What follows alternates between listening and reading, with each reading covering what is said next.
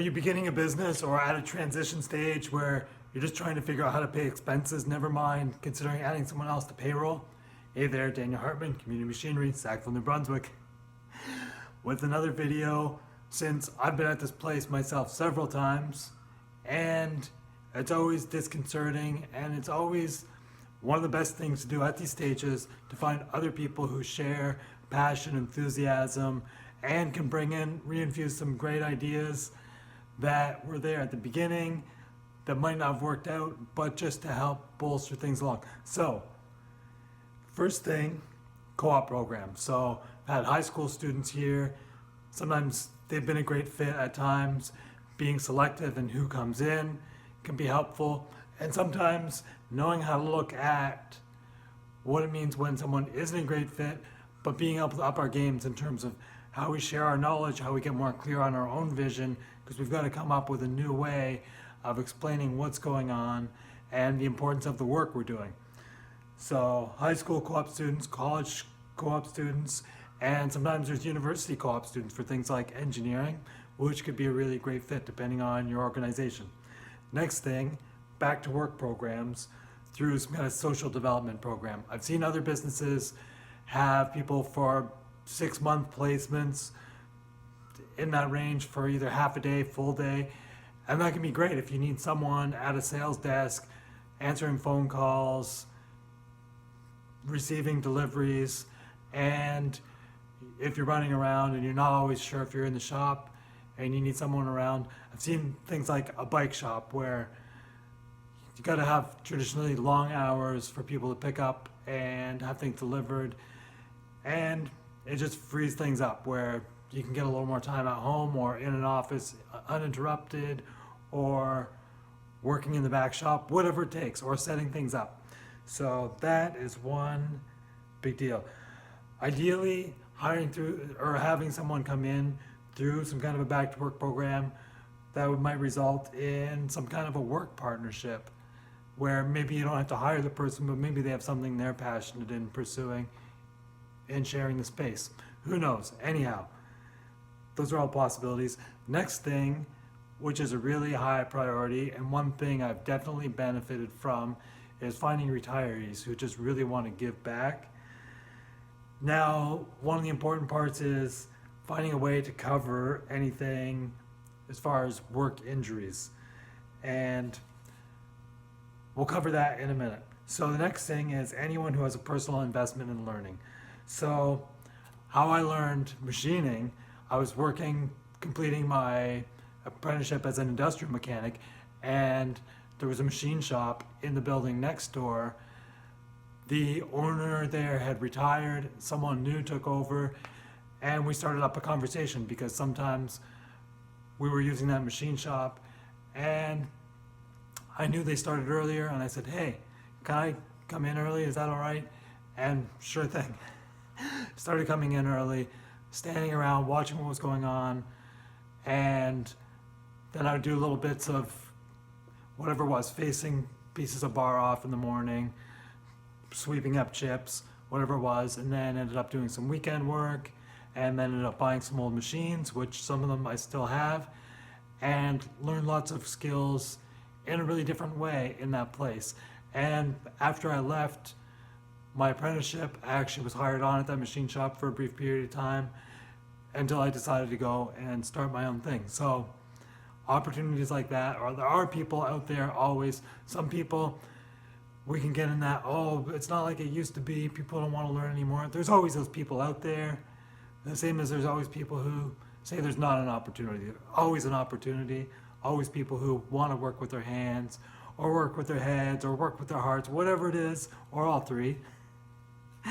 Some people are slow to learn how to do all three, like myself. Anyhow, so workers' compensation.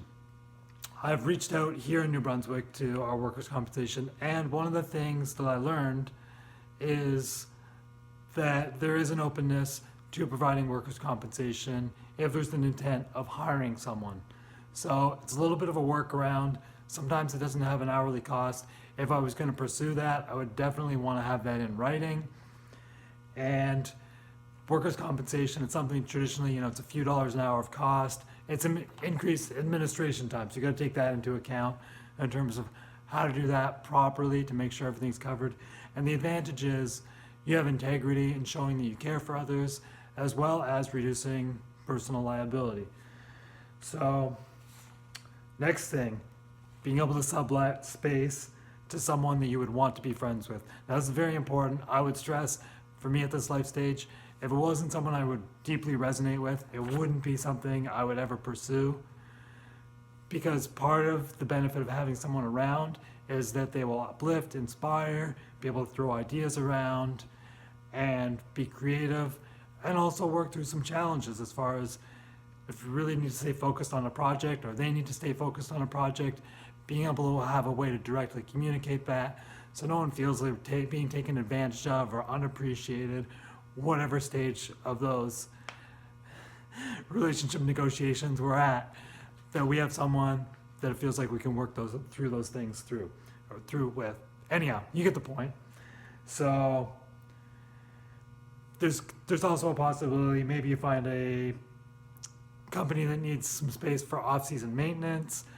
I know someone doing something like working as an arborist. There's a company who, off-season maintenance for their wood chippers or stump grinder here doing this type of work. But depending on the type of business you're in, that could be vastly different. Or even just finding someone who works from home and either wants to get away from home or they've got too many distractions and they just want a spot for a desk, some internet, and a filing cabinet.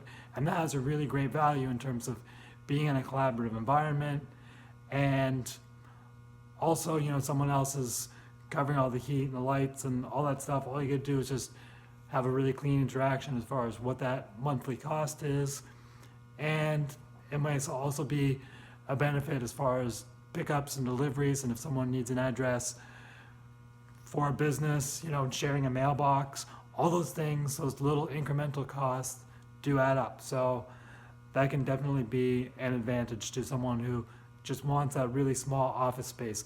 Actually, there was someone around town the other day who was asking about space to set up a skate sharpening machine for hockey skates. So sometimes there's these little things, and sometimes there's details like tenants liability insurance that pop up, and you want to make sure everyone's covered and everything's looked after. But even finding workarounds in terms of maybe you add skate grinding and whatever risk that has to your insurance policy, and find a way for that person to work there under your workers' compensation.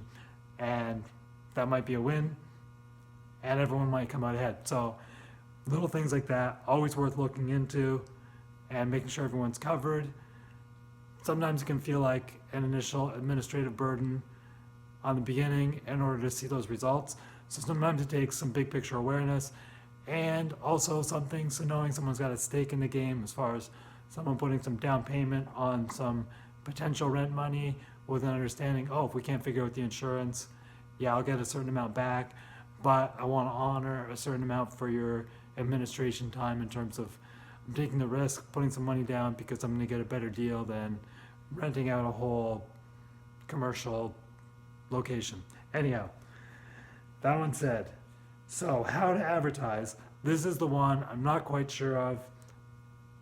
When I've used Kijiji in the past, it was a real great place for looking for jobs at the time that I did this 5 years ago, and I met one of the best retirees that I've ever worked with, who, one of the advantages I found from young students, or when I was young and was afraid to ask questions and would make assumptions, where retirees, often there's nothing to prove, and there's a lot of patience, and not the urgency to get to a certain point. And Kijiji was a great place to connect with people before Facebook Marketplace, but Facebook Marketplace is not a place for jobs. So now it seems like Facebook groups would be the ideal place. So that might be something, in a machine shop, maybe a group for machinists in Atlantic, Canada, for us. It also might be, if it's providing a job opportunity or a learning opportunity, that might be in a more community-oriented group. So breaking that down some different ways, putting that in some groups, or even just making a shareable post on Facebook where it could get out. So those are a couple of different ways. I don't know the ideal one though. I don't know that it's a job site, but if you have ideas, post that in the comments below, please. So next thing is hosting a 4-H club. Now this is one thing that I grew up going to 4-H, and it's an organization I really believe in terms of the skills and the type of learning opportunities and just how casual it is. And there's not many things where you go to, and you're, I mean, a lot of times it was farmers, so, people would show up in their barn clothes and just the last thing you'd ever say is it feels like a pretentious group. Well, maybe other than, wearing your cowboy boots or something. But anyhow, it's a great time. And one of the nice things with 4-H is the youth, they really inspire, looking at things different, and also people who've got some experience working with their hands and also relate to machinery, whether it's experience on the farm or things like cooking and skills as far as crafts, sewing, baking, whatever it is. So understand some of the value or how to scale those things on a certain level of production, and also bootstrapping as far as farmers, often make do with very little input in terms of what they come up with for output. So there's a lot of things cross-pollinating, what can be brought in. So 4-H is a win on certain levels as far as having a range of youth come in and here, learning how to share knowledge, learning how to share wisdom, giving back to the community, and connecting with a variety of, who knows where those, you might call them kids today, but, tomorrow they'll be young adults going onto the workforce. Who knows the goodwill that generates in terms of people talking with their friends, with their families, and being known as a safe place, a helpful place, a nurturing place, whatever the type of business you run or organization you run, where just creating a reputation of a place where people would want to be. So offering tours, also high on my list. It's an easy one for the most part. Once you get an in, who's going to be a champion? Now, we've had some middle school students through last year. I know it was a really nice thing to post on Instagram. Some people had some real enthusiasm when related to it, from the level of, I don't know anything about your machine shop, but I think it was really cool that you had some students go through.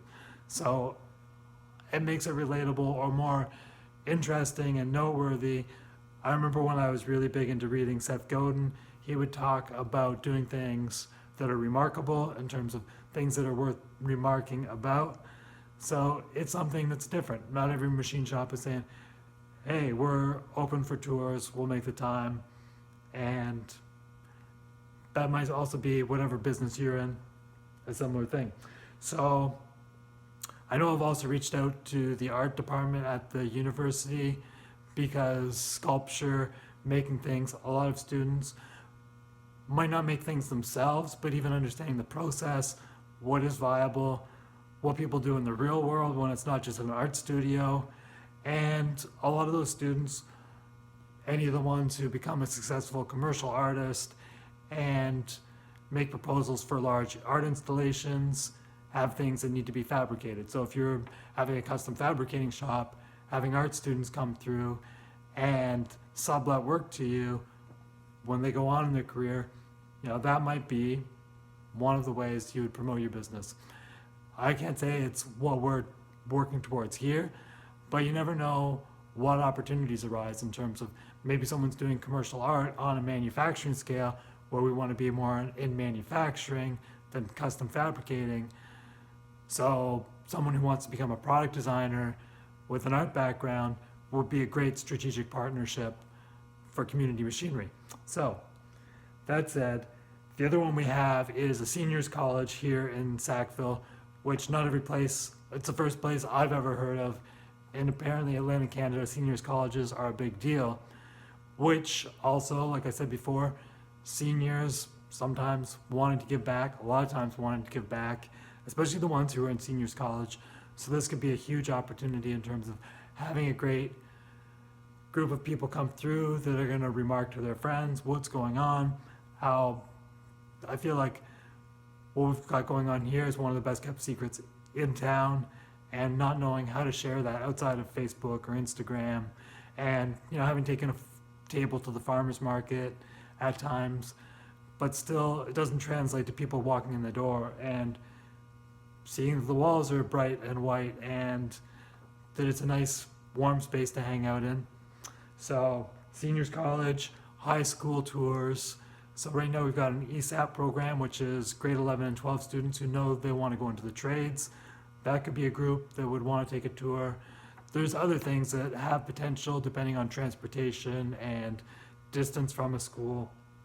As far as the tours, high school students, we covered college students, university students in a business program, anyone doing any kind of business case study.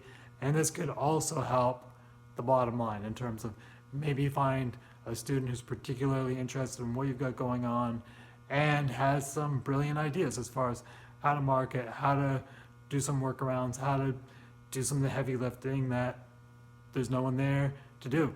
So let's see. Oh, I know. One of the things I was also inspired by when the grade 5 and 6 students came through is actually with some of the grade 5 students where some of them, oh, I know what the press brake does. This is for forming steel. And it's just sometimes young minds see things that we don't, or maybe get exposed to things on YouTube that we don't.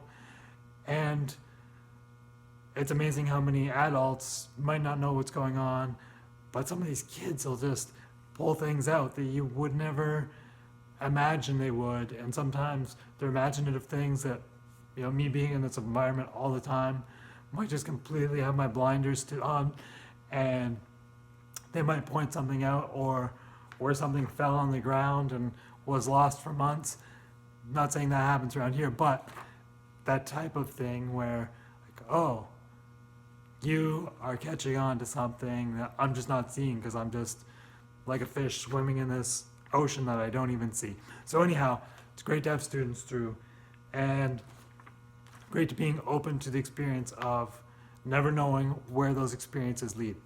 So on that note, thanks for joining me. Thanks for watching this all the way through. Please like and subscribe and comment below. And just thanks for hanging out with me for a little bit. It's Thanksgiving Monday here, so I'm gonna get back to some holiday cooking. And yeah, just really hope that you're enjoying your journey out there. And if you have other video ideas, please comment below, and we'll see you in the next one.